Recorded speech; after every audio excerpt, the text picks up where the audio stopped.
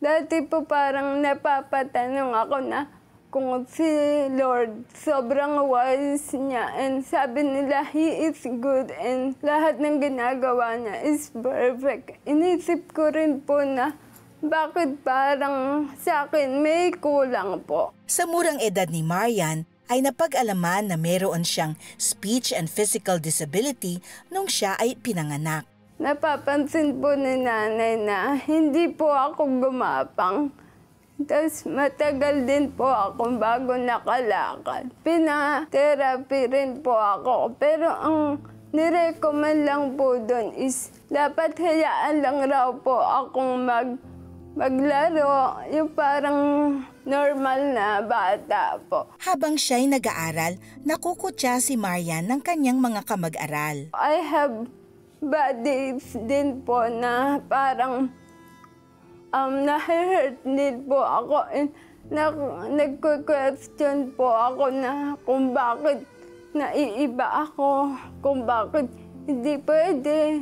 Kahit naiiba po ako, I make sure na kasali ako sa mga activities. Every time may chance po. Sinasabi rin ng mga teacher ko na okay ka magsulat. Minsan ay naimbitahan si Marian sa isang worship service. Ang galing po kasi parang inuunti-unti na rin pala po ako ni Lord na i-reveal yung sarili niya sa akin.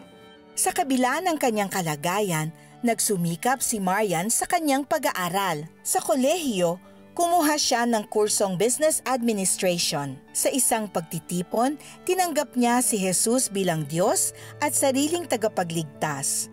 At doon nagbago ang kanyang pananaw tungkol sa kanyang kondisyon. Sabi po ni Jesus doon, it is so that the works of God might be displayed in Him. So sobrang powerful po nun for me kasi parang di ko pa na-realize na si Lord, He is so sovereign na kaya niyang gamitin kahit yung mga bagay na ayaw natin. Nakapagtapos si Marian sa kolehiyo at nagtrabaho sa isang BPO company.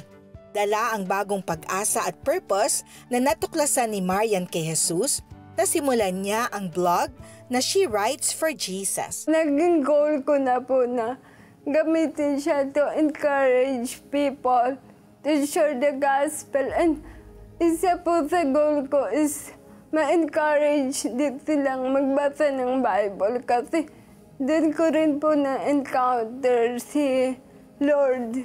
Kung ako kayang gamitin ni Lord, what more pa sila? Sa kasalukuyan, masayang naglilingkod si Marian bilang usher sa isang local church.